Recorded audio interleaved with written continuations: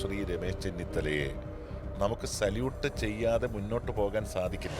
CPM-നെ അനുകൂലിക്കുന്ന മാധ്യമങ്ങളും ഉയർത്തിയ ഒരു മുദ്രാവാക്യമുണ്ട്. അർജുൻ ആയങ്കിയെ തള്ളിപ്പറയാൻ CPM-നെ പ്രേരിപ്പിച്ച ഘടകങ്ങളുണ്ട്. ഈ ഗുണ്ടകളുമായിട്ട് കേരളത്തിലെ പോലീസിന് വലിയ ബന്ധമാണ്. കേരളത്തിലെ ക്രിമിനലുകളുടെ കസ്റ്റോഡിയൻ എന്ന് പറയുന്നത് കേരളത്തിലെ CPM ആണ്. അർജുൻ ആയങ്കി അറസ്റ്റ് ചെയ്യപ്പെടുന്നു. അപ്പോഴേക്കും മാധ്യമങ്ങൾ TG മോഹൻദാസിനെ എന്തുകൊണ്ട് അറസ്റ്റ് ചെയ്തില്ല എന്നുള്ള വാദമുയർത്തുന്നു. അതിനുശേഷം അദ്ദേഹവും അറസ്റ്റ് ചെയ്യപ്പെടുന്നു. അങ്ങനെ നീണ്ട 10 വർഷങ്ങൾക്ക് ശേഷം ഗുണ്ടാ നേതാവും അതുപോലെ RSS നേതാവുമൊക്കെ അറസ്റ്റ് ചെയ്യപ്പെടുകയാണ് കുറ്റം ചെയ്തതിൻ്റെ പേരിൽ. അപ്പോൾ വലിയ മാറ്റമല്ലേ കേരളത്തിലുണ്ടായിരിക്കുന്നത്? കേരളത്തിലെ മാധ്യമങ്ങളുടെ ഒരു അവസ്ഥ ചില സമയത്ത് വല്ലാത്ത സങ്കടം നമ്മളിൽ ജനിപ്പിക്കും. TG മോഹൻദാസ് RSSൻ്റെ ഒരു താത്വിക ആചാര്യനാണ്. അതേ ത്രാസിൽ വെച്ചാണ് അർജുൻ ആയങ്കിയും അളക്കുന്നത്. കേരളത്തിലെ റിപ്പോർട്ടർ ചാനൽ ഉൾപ്പെടെയുള്ള ചാനലുകളിൽ അർജുൻ ആയങ്കിയെ എനിക്കൊന്നൊരു ഗോവിന്ദൻ മാഷയുടെ ലെവലിൽ അല്ലെങ്കിൽ CPM-ൻ്റെ ഒരു താത്വിക ആചാര്യൻ്റെ ലെവലിൽ കണ്ടുകൊണ്ടാണ് TG മോഹൻദാസിനെതിരെ സംസാരിക്കുന്നത്. അപ്പോൾ ഒരാൾ അറസ്റ്റ് ചെയ്യപ്പെട്ടപ്പോൾ മറ്റാൾ എന്തുകൊണ്ട് അറസ്റ്റ് ചെയ്യപ്പെടുന്നില്ല എന്ന് പറയുമ്പോൾ ഒരു ഗുണ്ടയെ അറസ്റ്റ് ചെയ്തതിൽ സന്തോഷിക്കുന്നതിന് പകരം ആ ഗുണ്ടയ്ക്ക് CPM-ൻ്റെ ഒരു മേൽവിലാസം ചാർത്തിക്കൊടുത്ത് CPM-ൻ്റെ ഒരു സംസ്ഥാന കമ്മിറ്റി അംഗം അല്ലെങ്കിൽ ഒരു സെക്രട്ടേറിയറ്റ് അംഗത്തോളം വലിപ്പമുള്ള പരിവേഷം നൽകി RSS-ഉം CPM-ഉം തമ്മിലുള്ള യുദ്ധമാണ് ഇവിടെ നടക്കുന്നതെന്നും അതിൽ RSS-ൻ്റെ താത്വികാചാര്യനെ അറസ്റ്റ് ചെയ്യുന്നില്ല എന്നും CPM-ൻ്റെ താത്വികാചാര്യനെ ഇതാ അറസ്റ്റ് ചെയ്തിരിക്കുന്നു എന്ന് തോന്നിക്കത്തക്ക രീതിയിലുള്ള ഒരു മെസ്സേജാണ് കേരളത്തിലെ മാധ്യമങ്ങൾ നൽകിയത്. പക്ഷേ ഞാൻ ഒരിക്കൽ കൂടി പറയട്ടെ, കേരളത്തിൻ്റെ ഇപ്പോഴത്തെ ആഭ്യന്തര വകുപ്പ് മന്ത്രി ശ്രീ രമേശ് ചെന്നിത്തലയെ നമുക്ക് സല്യൂട്ട് ചെയ്യാതെ മുന്നോട്ട് പോകാൻ സാധിക്കില്ല. കേരളത്തിലെ ഹൈക്കോടതി പോലും ഒരു DYSP-യുമായി ബന്ധപ്പെട്ട കാര്യത്തിൽ ചോദിച്ചത് നിങ്ങൾക്ക് ആഭ്യന്തര വകുപ്പിനോട് ഏതെങ്കിലും രീതിയിലുള്ള വൈമുഖ്യമോ അല്ലെങ്കിൽ എതിർപ്പോ ഉണ്ടോ? തൂഫാൻ പോലുള്ള പദ്ധതികൾ വിജയകരമായി കൊണ്ടുപോയി കേരളത്തിലെ ആഭ്യന്തര വകുപ്പും അതിൻ്റെ മന്ത്രിയും പേരെടുക്കുമ്പോൾ നിങ്ങൾക്ക് ഏതെങ്കിലും രീതിയിലുള്ള വിഷമമുണ്ടോ എന്ന് ഒരു ഹൈക്കോടതിയുടെ ജഡ്ജ് പോലും ചോദിക്കത്തക്ക രീതിയിലേക്ക് കേരളത്തിലെ ആഭ്യന്തര വകുപ്പ് മുന്നോട്ട് പോവുകയാണ്. അവിടെയാണ് ഏറ്റവും ഒടുവിൽ 2 പ്രധാനപ്പെട്ട അറസ്റ്റുകൾ രേഖപ്പെടുത്തിയിരിക്കുന്നത്. ഈ അറസ്റ്റിൽ ഇപ്പോൾ TG മോഹൻദാസ് അറസ്റ്റ് ചെയ്ത് ഒരു ദിവസത്തിനുള്ളിൽ തന്നെ ജാമ്യം നേടി പുറത്തു വന്നിരിക്കുന്നു. അർജുനാണെങ്കിൽ അദ്ദേഹം ഇപ്പോഴും റിമാൻഡിൽ കഴിയുകയാണ്. ഇവിടെ നമ്മൾ കാണേണ്ട ഒരു വിഷയം, ഒരു ഗുണ്ട അറസ്റ്റ് ചെയ്യപ്പെടുന്നു, വിദ്വേഷ പ്രസംഗം നടത്തിയ അല്ലെങ്കിൽ കലാപത്തിന് ആഹ്വാനം ചെയ്യുന്ന രീതിയിൽ മാധ്യമങ്ങളിൽ വന്ന് ചർച്ച നടത്തിയ മറ്റൊരാളും അറസ്റ്റ് ചെയ്യപ്പെട്ടിരിക്കുന്നു. ഒരാൾ RSS-ൻ്റെ താത്വികാചാര്യനാണ്, മറ്റൊരാൾ CPM-ൻ്റെ ഗുണ്ടയാണെങ്കിലും CPM-ൻ്റെ ഏറ്റവും വലിയ ഒരു സൈബർ പോരാളി എന്നതിനപ്പുറം CPM-ൻ്റെ തന്നെ ഒരു ഉന്നത നേതാവായിട്ടാണ് പല ഭാഗങ്ങളിൽ നിന്നും കാണുന്നത്. കേരളത്തിലെ ഒരു സിനിമാ സംവിധായകൻ പോലും അർജുനന് അനുകൂലമായിട്ട് പോസ്റ്റർ ഇടുന്ന സാഹചര്യത്തിലേക്ക് കേരളത്തിലെ ഗുണ്ടാ വിളയാട്ടത്തെ സാധൂകരിക്കാനും അതിനെ ഒരു ഹീറോയിസമായി കാണാനും തയ്യാറാകുന്ന രീതിയിലൊക്കെ കേരളം മാറുന്നൊരു കാഴ്ചയാണ് നമ്മൾ കണ്ടത്. അപ്പോൾ ഇവർ 2 പേരും അറസ്റ്റ് ചെയ്യപ്പെട്ടു എന്ന സ്ഥലത്ത് എന്താണ് പ്രത്യേകത? ആ പ്രത്യേകത എന്ന് പറയുന്നത് പ്രത്യേകിച്ച് TG മോഹൻദാസിൻ്റെ കാര്യത്തിൽ അദ്ദേഹത്തെ വ്യക്തിപരമായി അറസ്റ്റ് ചെയ്യപ്പെടേണ്ട ഒരു സാഹചര്യം ഉണ്ടാക്കിയത് CJP-യുമായി ബന്ധപ്പെട്ട സമരത്തിൽ അദ്ദേഹം തുടർച്ചയായി നടത്തിയ അദ്ദേഹത്തിൻ്റെ കമൻറ്റുകളാണ്. ആ കമൻറ്റുകൾ സ്ത്രീവിരുദ്ധമായിട്ടുള്ള കമൻറ്റുകളായിരുന്നു. അത് രാജ്യത്ത് കലാപ ആഹ്വാനം നൽകുന്ന രീതിയിലുള്ള കമൻറ്റുകളായിരുന്നു. കേരളത്തിലെ വിദ്യാർത്ഥി സമൂഹത്തെ ഒന്നടങ്കം ആക്ഷേപിക്കുന്നതായിരുന്നു. കേരളത്തിൽ സമരം ചെയ്യാനുള്ള സ്വാതന്ത്ര്യത്തെ ഹനിക്കത്തക്ക രീതിയിൽ ഉള്ളതായിരുന്നു. അതുപോലെ തന്നെ അവരെ വെടിവെച്ച് കൊല്ലണം എന്നതുൾപ്പെടെയുള്ള പ്രസ്താവനകൾ ഒരിക്കലും ഒരു ജനാധിപത്യ രാഷ്ട്രത്തിന് ഭൂഷണമായിട്ടുള്ള കാര്യമല്ല. ഇത്യാദി പ്രസ്താവനകളെല്ലാം നടത്തിയ ഒരാളെ അറസ്റ്റ് ചെയ്യുമ്പോൾ നമ്മൾ ആലോചിക്കേണ്ടത് TG മോഹൻദാസ് അദ്ദേഹം വളരെ കൃത്യമായി പറഞ്ഞ ഒരു താത്വികാചാര്യൻ തന്നെയാണ്, വളരെ ഇൻ്റലക്ച്വലാണ്, നമ്മുടെ ഇന്ത്യൻ ചരിത്രവും രാഷ്ട്രീയവുമായി ബന്ധപ്പെട്ട് വലിയ അവഗാഹമുള്ള ഒരാൾ തന്നെയാണ്. അപ്പോൾ അങ്ങനെയുള്ള ഒരാളെ അറസ്റ്റ് ചെയ്യപ്പെടുമ്പോൾ ആ അറസ്റ്റ് ചെയ്യപ്പെടാതിരുന്ന 1-2 ദിവസത്തെ കാലഘട്ടത്തിൽ CPM-ഉം CPM-നെ അനുകൂലിക്കുന്ന മാധ്യമങ്ങളും ഉയർത്തിയ ഒരു മുദ്രാവാക്യമുണ്ട്. അവരോട് തിരിച്ച് കേരളത്തിലെ പൊതുസമൂഹം ചോദിക്കുന്ന ഒരു ചോദ്യമുണ്ട്. പിണറായി വിജയൻ 10 വർഷം കേരളത്തിൻ്റെ മുഖ്യമന്ത്രിയായിരുന്ന കാലഘട്ടത്തിൽ കേരളത്തിലെ നിരവധി വിഷം ചീറ്റുന്ന പ്രസ്താവനകൾ നടത്തിയ BJPയുടെ, RSSൻ്റെ, വിശ്വഹിന്ദു പരിഷത്തിൻ്റെ, അതുപോലെ തന്നെ മറ്റ് സംഘപരിവാർ ശക്തികളുടെ നേതാക്കന്മാർ ധാരാളം ഉണ്ടായിരുന്നു. ഇപ്പോൾ ഉദാഹരണത്തിന് ശശികല ടീച്ചർ, അതുപോലെ തന്നെ RV ബാബു, അതുപോലെ തന്നെ അന്നത്തെ BJPയുടെ സംസ്ഥാന പ്രസിഡന്റ് സുരേന്ദ്രൻ തുടങ്ങി നിരവധി നേതാക്കന്മാർ വലിയ തോതിലുള്ള വർഗീയ കലാപങ്ങൾക്ക് ഇടയാക്കുന്ന പ്രസ്താവനകൾ നടത്തിയിരുന്നു. അവരെയെല്ലാം കേസ് ചുമത്തി ജയിലിൽ അടയ്ക്കാൻ അല്ലെങ്കിൽ അറസ്റ്റ് ചെയ്യാനുള്ള ഒരു ധീരത കേരളത്തിലെ CPM ഭരണകൂടം ഒരു കാലഘട്ടത്തിലും കാണിച്ചില്ല എന്നുള്ളത് സത്യമാണ്. ഇവിടെ ഇപ്പോൾ CPIയുടെ യുവജന വിഭാഗത്തിൻ്റെ ഒരു നേതാവാണ് TGക്കെതിരെ കേസ് കൊടുത്തത്. അങ്ങനെ ഒരു കേസ് കൊടുത്തപ്പോൾ CPIയുടെ യുവജന നേതാവിൻ്റെ ഒരു കേസ് അതേ അർത്ഥത്തിൽ മുഖവിലക്കെടുത്ത് അദ്ദേഹത്തെ അറസ്റ്റ് ചെയ്യാനുള്ള ആർജവത്വം കേരളത്തിലെ ആഭ്യന്തര വകുപ്പ്, കേരളത്തിലെ UDF സർക്കാർ കാണിച്ചു എന്ന് പറഞ്ഞാൽ എവിടെയാണ് BJPയുമായിട്ട് ഏതെങ്കിലും രീതിയിലുള്ള ഒരു ഒരു അണ്ടർസ്റ്റാൻഡിങ്, ഒരു വിട്ടുവീഴ്ച നടത്തിയിട്ടുള്ളത് എന്ന ചോദ്യം അപ്രസക്തമാവുകയാണ്. അതുപോലെ അർജുൻ ആയങ്കി എന്ന് പറഞ്ഞാൽ വളരെ ചെറുപ്പക്കാരനായിട്ടുള്ള ഒരാളാണ്. പക്ഷേ ദീർഘകാലമായി CPMൻ്റെ സൈബർ ഇടങ്ങളിൽ ആ പാർട്ടിക്ക് വേണ്ടി പോരാട്ടം നടത്തുകയും അതേ സന്ദർഭത്തിൽ തന്നെ നിരവധിയായിട്ടുള്ള ക്രിമിനൽ ആക്ടിവിറ്റീസിൽ നിരന്തരമായി പങ്കാളിയാവുകയും ചെയ്ത ഒരാളാണ്. രാഷ്ട്രീയ കൊലപാതക കേസുകളിൽ കൊടിസുനിയോടൊപ്പം, കിർമാണി മനോജിനോടൊപ്പം അല്ലെങ്കിൽ ആകാശ് തില്ലങ്കേരിയോടൊപ്പം പങ്കെടുത്തു എന്നതിനപ്പുറം കേരളത്തിൽ ഈ സ്വർണം പൊട്ടിക്കൽ എന്ന് പറയുന്ന ഒരു മാഫിയ സംഘം പ്രവർത്തനത്തിന് നായകത്വം നൽകിയ ഒരു ചെറുപ്പക്കാരനാണ് അദ്ദേഹം. അപ്പോൾ അദ്ദേഹത്തെ അറസ്റ്റ് ചെയ്തപ്പോൾ കേരളത്തിലെ CPM നേതാക്കന്മാരോടെല്ലാം ഒരു ചോദ്യമുണ്ടായി. ആ ചോദ്യത്തിനെല്ലാം വളരെ കൃത്യമായിട്ട് CPM നേതൃത്വം ഉത്തരം നൽകി. ആ ഉത്തരം എന്താണ്? അർജുൻ ഞങ്ങളുടെ ആളല്ല. ശരിക്കും പറഞ്ഞാൽ ഇങ്ങനെയൊരു ഘട്ടത്തിൽ അർജുൻ ആയങ്കിയെ തള്ളിപ്പറയാൻ CPMനെ പ്രേരിപ്പിച്ച ഘടകങ്ങളുണ്ട്. പ്രത്യേകിച്ച് P ജയരാജനൊക്കെയാണ് ഇതിൻ്റെ പിന്നിൽ. അർജുൻ ആയങ്കി, അതുപോലെ ഈ പറഞ്ഞ ആകാശ് തില്ലങ്കേരിയുടെയൊക്കെ പിന്നിൽ പ്രവർത്തിച്ചിരുന്ന ഒരു ശക്തിയെന്ന് വർഷങ്ങൾക്ക് മുൻപേ പറഞ്ഞു കേട്ടിട്ടുണ്ട്.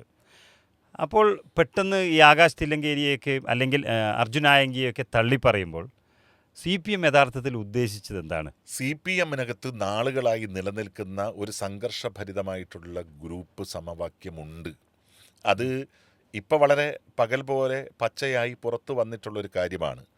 പ്രത്യേകിച്ച് തളിപ്പറമ്പ് മണ്ഡലത്തിൽ സഖാവ് ഗോവിന്ദൻ മാഷ് UDFൻ്റെ പിന്തുണയോടുകൂടി മത്സരിക്കുമ്പോൾ അദ്ദേഹം അവിടെ വിജയിച്ചത് CPMൻ്റെ തന്നെ വലിയൊരു നേതൃത്വത്തിൻ്റെ പിന്തുണയോടെയാണ്.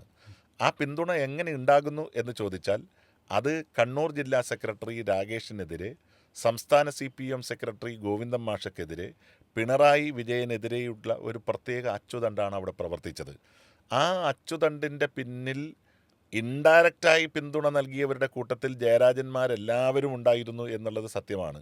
ജെയിംസ് മാത്യുവിനെ പോലെ തളിപ്പറമ്പിൻ്റെ മുൻ MLA ആയി പ്രവർത്തിച്ച ആൾ പോലും ഗോവിന്ദൻ മാഷയുടെ അവദാനങ്ങൾ വാഴ്ത്തുന്നത് നമ്മൾ കണ്ടു. അദ്ദേഹത്തിൻ്റെ ഭാര്യ പോലും ഞങ്ങളുടെ കല്യാണം കഴിപ്പിച്ചു തന്നത് ഗോവിന്ദൻ മാഷാണ്, ഞങ്ങളുടെ വീട്ടിൽ കയറാതെ അദ്ദേഹം യാത്ര പോവാറില്ല, അദ്ദേഹത്തെ പോലെ ഒരാൾ പാർട്ടിയിൽ നിന്ന് പുറത്തു പോകുമ്പോൾ വേദനയുണ്ട് എന്ന് പറഞ്ഞ് വളരെ ലാഘവത്വത്തോടു കൂടി കാര്യങ്ങളെ അഡ്രസ്സ് ചെയ്തപ്പോൾ നമ്മൾ കണ്ടത് തളിപ്പറമ്പിൻ്റെ മനസ്സാകെ CPMനും പിണറായിക്കുമെതിരെ മാറുന്നതാണ്. ആ സമവാക്യം ഇപ്പോഴും കണ്ണൂർ ജില്ലയിലുണ്ട്. ഇവിടെ അർജുനെ പോലെ, ആകാശിനെ പോലുള്ള ക്രിമിനലുകൾക്ക് പിന്തുണ നൽകുന്ന ഒരു സഖ്യം അല്ലെങ്കിൽ ഒരു നേതൃത്വം CPMനകത്ത് എല്ലാ കാലത്തും ഉണ്ടായിരുന്നു. ആ നേതൃത്വം എന്ന് പറയുന്നത് P ജയരാജനാണോ എന്നൊരു സംശയമാണ് പൊതുസമൂഹത്തിൻ്റെ മുമ്പിൽ നിൽക്കുന്നത്.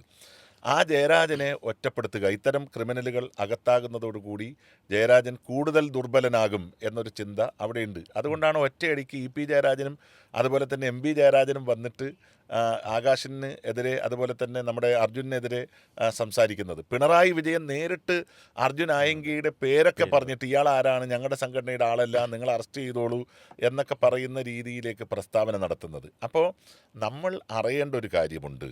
ഈ ഗുണ്ടകൾ ഒന്നൊന്നായി പിടിക്കപ്പെടുന്നതോടുകൂടി കണ്ണൂർ ജില്ലയിൽ ഏത് രീതിയിലാണോ പാർട്ടി അതിൻ്റെ വളർച്ചയുടെ ശിലകൾ പാകിയത്, ആ ശിലകൾ ഒന്നൊന്നായി അടർന്നു വീഴുകയാണ്.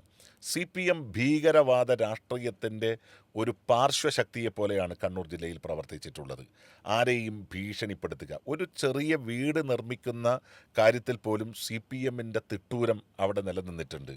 ഒരു ലോഡ് പൂഴി ഇറക്കണമെങ്കിൽ, അല്ലെങ്കിൽ ഒരു ലോഡ് മണൽ ഇറക്കണമെങ്കിൽ, ഒരു ലോഡ് ചെങ്കല്ല് ഇറക്കണമെങ്കിൽ, അല്ലെങ്കിൽ ഒരു നിർമ്മാണ പ്രവർത്തനം നടത്തണം എന്നുണ്ടെങ്കിൽ, കാർഷിക മേഖലയിൽ കൃത്യമായിട്ട് കൃഷി ഇറക്കണമെങ്കിൽ പോലും CPMൻ്റെ പിന്തുണയില്ലാതെ കണ്ണൂർ ജില്ലയിൽ മുന്നോട്ട് പോകാൻ കഴിയില്ല എന്ന് പറയുന്ന മാരകമായിട്ടുള്ളൊരു സാമൂഹ്യ അന്തരീക്ഷം കണ്ണൂർ ജില്ലയിൽ നിലനിന്നിരുന്നു. ആ ഭീഷണിയുടെയും ആ ഭയത്തിൻ്റെയും പിന്നിലാണ് CPM കണ്ണൂർ ജില്ലയിൽ വളർന്നിട്ടുള്ളത്. ആ ഭയപ്പാട് ഇപ്പോൾ CPMൻ്റെ അണികൾക്കിടയിൽ, CPMനെ പിന്തുണയ്ക്കുന്ന അനുഭാവി ഗ്രൂപ്പുകൾക്കിടയിൽ നിന്ന് പൂർണ്ണമായി മാറി. അവരെല്ലാം വളരെ കൃത്യമായി പാർട്ടിക്കെതിരെ വോട്ട് രേഖപ്പെടുത്താൻ തുടങ്ങി. പയ്യന്നൂരിലും തളിപ്പറമ്പിലും മാത്രമല്ല, കേരളത്തിലുടനീളം അതിൻ്റെ അനുരണനങ്ങളും അലയൊലികളും നമ്മൾ കണ്ടു. അതുകൊണ്ട് അർജുൻ ഇവിടെ അറസ്റ്റ് ചെയ്യപ്പെടുക, അർജുനെ തള്ളിപ്പറയാൻ പിണറായി വിജയൻ മുതൽ താഴോട്ടുള്ള 2 ജയരാജന്മാർ തയ്യാറാവുക എന്നു പറഞ്ഞാൽ CPMൻ്റെ ഒരു വലിയ വിഭാഗത്തെ തള്ളിപ്പറയാൻ അതേ പാർട്ടിയിലെ മറ്റൊരു വിഭാഗം തയ്യാറാകുന്നു എന്നാണ്. പക്ഷേ സോഷ്യൽ മീഡിയയിലും പൊതുവായി നോക്കുമ്പോൾ പിണറായി വിജയനും ഈ MV ജയരാജനുമൊക്കെ തള്ളിപ്പറഞ്ഞ ആളുകൾക്ക് കിട്ടിയതിനേക്കാൾ പിന്തുണ പ്രവർത്തകരിൽ നിന്ന് കിട്ടിയത് അർജുൻ നായങ്കിക്ക് തന്നെയാണ്. അത് വലിയൊരു സന്ദേശമല്ലേ നൽകുന്നത് പുതിയത്? അതൊരു അപകടകരമായിട്ടുള്ള സന്ദേശമാണ്. നിരവധിയായിട്ടുള്ള ക്രിമിനൽ ആക്ടിവിറ്റീസിൽ തുടർച്ചയായി പങ്കെടുത്ത ഒരു ചെറുപ്പക്കാരനെ ഒരു ഹീറോയിസം നൽകിക്കൊണ്ട് അദ്ദേഹത്തിന് പിന്തുണ നൽകുന്നൊരു ശൈലി, അപ്പോൾ അത് നമ്മൾ എടുത്ത് പരിശോധിച്ചാൽ അറിയാം. ഞാൻ പറഞ്ഞു, മലയാള സിനിമയിലെ ഒരു സംവിധായകൻ മുതൽ കേരളത്തിലെ സൈബറിടങ്ങളിൽ CPMന് വേണ്ടി പ്രവർത്തിക്കുന്ന ഒരു വമ്പൻ പട അർജുനന് അനുകൂലമായി ചിന്തിക്കുന്നു എന്ന് പറഞ്ഞാൽ അതിൻ്റെ അർത്ഥം എന്താ? ഇത്തരം രാഷ്ട്രീയ പ്രവർത്തനങ്ങളോട്, ഇത്തരം ആളുകളോട് വീരാരാധനയുള്ള ഒരു വിഭാഗം ഇപ്പോഴും CPMൽ നിലനിൽക്കുന്നു എന്നുള്ളതാണ്. അത് സ്വാഭാവികമായിട്ടും അപകടകരമായിട്ടുള്ളൊരു പ്രവണതയാണ്. കേരളത്തിന് വെച്ചുപൊറിപ്പിക്കാൻ കഴിയുന്ന ഒന്നല്ല. അർജുൻ നായങ്കിയെ അറസ്റ്റ് ചെയ്തതോടുകൂടി ആഭ്യന്തരമന്ത്രി രമേശ് ചെന്നിത്തലയുടെ ഗ്രാഫ് ഉയർന്നു എന്ന് തന്നെ പറയാം. അതോടുകൂടി അദ്ദേഹം മറ്റൊരു പ്രധാനപ്പെട്ട കാര്യം കൂടി ഇവിടെ തുടങ്ങിയിട്ടുണ്ട്. അതായത് ഓപ്പറേഷൻ ഗ്രിപ്പ്. ഗുണ്ടകളെയൊക്കെ ലിസ്റ്റ് ഉണ്ടാക്കി അറസ്റ്റ് ചെയ്യാനും കണ്ടുപിടിക്കാനുമൊക്കെ തുടങ്ങിയിരിക്കുന്നു. അത്രത്തോളം ഗുണ്ടയിസം അല്ലെങ്കിൽ ഗുണ്ടകൾ കേരളത്തിൽ ഉണ്ടായിരുന്നോ? ശരിക്കും തഴച്ചു വളർന്നിരുന്നു? ശരിക്കും ഇപ്പോഴും ഗുണ്ടകളുടെ ഒരു വലിയ പങ്കാളിത്തം കേരളത്തിൻ്റെ എല്ലാ ജില്ലകളിലും നമുക്ക് കാണാൻ വേണ്ടി കഴിയും. ഈ ഗുണ്ടകളുമായിട്ട് കേരളത്തിലെ പോലീസിന് വലിയ ബന്ധമാണ്. വളരെ പ്രാദേശികമായിട്ട് നമ്മൾ പരിശോധിച്ചാൽ പോലും ഒരു ഗുണ്ടയുമായി ബന്ധപ്പെട്ടൊരു കേസ് വന്നാൽ ആ പോലീസ് സ്റ്റേഷനിൽ ഒരു മെല്ലെപ്പോക്കുണ്ടാകും. അത് ഏത് യൂണിയനിൽപ്പെട്ട പോലീസ് ഓഫീസറാണെങ്കിലും ഒരു മെല്ലെപ്പോക്കുണ്ടാകും. ഇവരൊക്കെ വലിയ എന്താണ് പറയുന്നത്, ഒരു വീരാരാധനയോടുകൂടി കാണുന്ന ഒരു പോലീസ് കേരളത്തിലുണ്ട് എന്ന് പറയുന്നതിൽ ഒരു തർക്കമില്ല. ഇപ്പോൾ കഴിഞ്ഞ ദിവസം തന്നെ അർജുൻ നായങ്കിയെ അറസ്റ്റ് ചെയ്തു. അറസ്റ്റ് ചെയ്തപ്പോൾ അദ്ദേഹത്തിന് ഇരിക്കാൻ വേണ്ടിയിട്ട് കസേര കൊണ്ടുപോയി കൊടുക്കുകയാണ്. അറസ്റ്റ് ചെയ്തു എന്നുള്ളതൊക്കെ വലിയ സത്യമാണ്. പക്ഷേ അദ്ദേഹത്തിന് അറസ്റ്റ് ചെയ്തതിന് ശേഷം ആ പോലീസ് സ്റ്റേഷനിൻ്റെ തൊട്ട് SIയുടെ സീറ്റിന് അടുത്ത് തന്നെ കസേരയിട്ട് കൊടുക്കുകയാണ്. ആ കസേരയിൽ ഇരുത്തിയതിന് ശേഷമാണ് അദ്ദേഹത്തിന് കൈവിലങ്ങ് ചാർത്തിയിട്ട് എല്ലാവർക്കും കാണത്തക്ക രീതിയിൽ അദ്ദേഹത്തെ ഇരുത്തുന്നു. അതിനുശേഷം ജന്മഭൂമി പത്രം അദ്ദേഹത്തിന് വായിക്കാൻ കൊടുക്കുന്നു, വിശേഷങ്ങളൊക്കെ അറിയാനുള്ള സാഹചര്യം കൊടുക്കുന്നു, അദ്ദേഹത്തെ ജീപ്പിൽ കയറ്റുന്നതിന് മുൻപ് മാധ്യമങ്ങളോട് സംസാരിക്കാനുള്ള അവസരം കൊടുക്കുന്നു എന്നൊക്കെ പറഞ്ഞാൽ ഇപ്പോഴും ഗുണ്ടകളോടുള്ള ഒരു ഭയം കേരളത്തിലെ പോലീസ് ഓഫീസർമാർക്കിടയിൽ വ്യാപകമായി ഉണ്ട് എന്നുള്ളൊരു സത്യമാണ്. അതുകൊണ്ടാണ് ഇപ്പോൾ എനിക്ക് തോന്നുന്നു ഗ്രിപ്പ് പദ്ധതി, ഈ ഒരു പ്രോജക്റ്റ് ശ്രീ രമേശ് ചെന്നിത്തല പ്രഖ്യാപിച്ചതോടുകൂടി ചില സ്ഥലങ്ങളിലെല്ലാം 500ഓളം ആളുകളെ അറസ്റ്റ് ചെയ്തു, അല്ലെങ്കിൽ അവരുടെ ലിസ്റ്റ് തയ്യാറാക്കി കഴിഞ്ഞു എന്ന് കാണാൻ വേണ്ടി കഴിയും. ഈ ഗുണ്ടകൾ ഇപ്പോഴും കേരളത്തിലെ പൊതുരാഷ്ട്രീയത്തെയും പൊതുജീവിതത്തെയും നിയന്ത്രിക്കുന്നത് സത്യസന്ധമായിട്ടുള്ളൊരു കാര്യമാണ്. ഇപ്പോൾ നമ്മൾ ഈ ഇരിക്കുന്ന ഈ കൊച്ചിയിൽ ഒരു കാലഘട്ടത്തിൻ്റെ പ്രത്യേകത എന്ന് പറയുന്നത് എന്താണ്? കൊച്ചിയിലെ ഗുണ്ടാ മാഫിയ സംഘങ്ങളാണ് കൊച്ചിയെ എല്ലാ കാലത്തും നിയന്ത്രിച്ചിട്ടുള്ളത്. ഒരുപാട് പേരുകൾ നമ്മൾ ആ കാലഘട്ടത്തിൽ കേട്ടിട്ടുണ്ട്. ഇപ്പോൾ വെട്ടിൽ സുരേഷിനെ പോലുള്ള പേരുകൾ, തമ്മനം ഷാജിയെ പോലുള്ള പേരുകൾ, അങ്ങനെ നിരവധിയായിട്ടുള്ള പേരുകൾ ഈ കൊച്ചിയുടെ അന്തരീക്ഷത്തിൽ നിന്ന് നമുക്ക് കേട്ടിട്ടുണ്ട്. ഇപ്പോഴും അവരുടെ അനുയായികളായിട്ട് അല്ലെങ്കിൽ അവരുടെ ആളുകളായിട്ട് നിൽക്കുന്ന സംഘങ്ങൾ വളരെ സജീവമാണ്. ഈ സംഘത്തിൻ്റെ പിടിമുറുക്കം ശക്തമായാൽ അതിനകത്ത് വേറൊരു ഡബിൾ ബെനിഫിറ്റ് ഉണ്ട്. ആ ബെനിഫിറ്റ് എന്ന് പറയുന്നത് ഇപ്പോൾ ഓപ്പറേഷൻ തൂഫാൻ, ഈ ഓപ്പറേഷൻ തൂഫാൻ്റെ പിന്നിലും ഇത്തരം ഗുണ്ടാ മാഫിയ സംഘങ്ങൾ പ്രവർത്തിക്കുന്നു എന്നുള്ളത് സത്യമാണ്. അപ്പോൾ തൂഫാൻ്റെ വിജയത്തിന് വേണ്ടി കേരളത്തിലെ സാമൂഹ്യ അന്തരീക്ഷത്തിൽ ഒരു സമാധാനം ഉറപ്പുവരുത്തുന്നതിന് വേണ്ടി യഥാർത്ഥത്തിൽ ഈ ഓപ്പറേഷൻ ഗ്രിപ്പും അനിവാര്യമാണ്. അതുവഴി ഗുണ്ടകളെ പിടികൂടാൻ സാധിച്ചാൽ അത് ശ്രീ രമേശ് ചെന്നിത്തല അല്ലെങ്കിൽ കേരളത്തിലെ ആഭ്യന്തര വകുപ്പ് കേരളത്തിൻ്റെ പൊതുസമൂഹത്തിന് നൽകുന്ന ഒരു അഭിമാനകരമായിട്ടുള്ള നേട്ടമായിട്ടാണ് ഞാൻ കാണുന്നത്. ശരിക്കും നമ്മൾ ആലോചിച്ചു നോക്കിയാൽ 1999 ജയകൃഷ്ണൻ മാസ്റ്റർ കൊല്ലപ്പെടുന്നു. അതിൽ പ്രതികൾ എന്ന് പറയുന്നത് മനസ്സറിഞ്ഞുകൊണ്ട് CPM-ന് വേണ്ടി, പാർട്ടിക്ക് വേണ്ടി കൊല ചെയ്തവരാണ് മറ്റുള്ള, അങ്ങനെയാണ് കണ്ടെത്തിയിരിക്കുന്നത്. അത് 2012 എത്തുമ്പോൾ TP ചന്ദ്രശേഖരൻ കൊല്ലപ്പെടുന്നു. അതിൽ നോക്കിയപ്പോൾ മുഴുവൻ ഗുണ്ടകളെ ഏർപ്പാട് ചെയ്ത ഒരു കൊട്ടേഷൻ കൊലപാതകമായിരുന്നു. അപ്പോൾ ഒരു 10-15 വർഷക്കാലത്തെ പിണറായി വിജയൻ സെക്രട്ടറി ആയിരുന്നപ്പോഴുള്ള ഒരു കാലഘട്ടത്തിൽ പാർട്ടിക്ക് വന്ന മാറ്റങ്ങൾ, കൊല്ലാനും ചാവാനും ആളില്ലാതെ ഗുണ്ടകളെ ഏൽപ്പിക്കുന്ന ഒരു തരത്തിലേക്ക് മാറിയിരിക്കുന്നു. അത് വെച്ച് നോക്കുമ്പോൾ തന്നെ ഈ ആകാശ് തില്ലങ്കേരി, അർജുൻ ആയങ്കി, അതുപോലെ ഇപ്പോൾ കൊടി സുനി, ഇവരൊക്കെ അറസ്റ്റ് ചെയ്യപ്പെടുകയും ചോദ്യം ചെയ്യപ്പെടുകയും ചെയ്യുമ്പോൾ CPM എന്ന പാർട്ടി വലിയൊരു അപകടത്തിലേക്കല്ലേ നീങ്ങുന്നത്? ഗുണ്ടകളിൽ നിന്ന് മാറിയിട്ടുള്ളൊരു രാഷ്ട്രീയ പ്രവർത്തനം CPM എപ്പോഴെങ്കിലും നടത്തിയിട്ടുണ്ട് എന്ന് നമുക്ക് ആർക്കും ഊഹിക്കാൻ കഴിയില്ല. കൊലപാതക രാഷ്ട്രീയത്തെ എല്ലാ കാലത്തും പ്രോത്സാഹിപ്പിക്കുന്ന ഒരു ശൈലി CPM അവലംബിച്ചിട്ടുണ്ടായിരുന്നു. ഇപ്പോൾ ഉദാഹരണത്തിന് ഇപ്പോൾ ജയിലിൽ കിടക്കുന്ന പല കൊടും ക്രിമിനലുകളായിട്ടുള്ള CPM-ൻ്റെ ഗുണ്ടകൾ എന്ന് വിശേഷിപ്പിക്കുന്നവർക്ക് തുടർച്ചയായി നൽകിയ പരോളുകൾ, ആരാണ് ഈ പരോളുകൾ നൽകുന്നത്? ഒരു വട്ടം പോലും പരോള് ലഭിക്കാതെ ജയിലിൽ കഴിയുന്ന ഇപ്പം മാനസാന്തരം വന്നിട്ടുള്ള എത്രയോ ക്രിമിനലുകളുണ്ട്. പക്ഷെ ആ ഘട്ടത്തിലാണ് തുടർച്ചയായി കിർമാനി മനോജിനെ പോലെ അല്ലെങ്കിൽ ബാക്കിയുള്ള ആളുകൾക്കൊക്കെ തുടർച്ചയായിട്ട് ഈ പരോൾ ലഭിക്കുന്നത്. ഈ പരോളുകളൊക്കെ കൊടുത്തത് CPM-ൻ്റെ പിന്തുണയോടുകൂടിയാണ് എന്നെല്ലാവർക്കും അറിയാം. അതുപോലെ തന്നെ ഇപ്പോൾ ശരത്ലാൽ കൃപേഷ് കേസിലെ പ്രതികൾ, ആ പ്രതികൾക്ക് പോകുന്നതിന് മുൻപ് എല്ലാ മാനദണ്ഡങ്ങളും അതിലംഘിച്ചുകൊണ്ടാണ് ഒന്നാം പ്രതി പീതാംബരൻ ഉൾപ്പെടെയുള്ളവർക്ക് പരോൾ അനുവദിച്ചത്.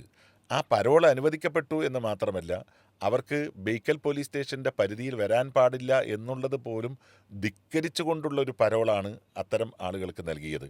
അതുപോലെ തന്നെ ഇവരുടെ കേസുകൾ CBIക്ക് വിടാൻ തയ്യാറായ സമയത്ത് ആ CBI അന്വേഷണത്തെ അട്ടിമറിക്കാൻ 2 കോടി രൂപയോളം പൊതു ഖജനാവിൽ നിന്ന് ചെലവിട്ട് സുപ്രീം കോടതിയിലെ സമുന്നതരായ അഭിഭാഷകരെ കൊണ്ടുവന്നിട്ടാണ് ഈ കേസുകളെല്ലാം വാദിക്കാൻ വേണ്ടി CPM തീരുമാനിച്ചത്, അല്ലെങ്കിൽ പാർട്ടിയും ഗവൺമെൻറ്റും തീരുമാനിച്ചത്. അപ്പോൾ പകൽ പോലെ വ്യക്തമാണ്, കേരളത്തിലെ ക്രിമിനലുകളുടെ കസ്റ്റോഡിയൻ അല്ലെങ്കിൽ അവരെ സംരക്ഷിക്കുന്ന ഏറ്റവും പ്രധാനപ്പെട്ട ഘടകം എന്ന് പറയുന്നത് കേരളത്തിലെ CPM-ആണ്.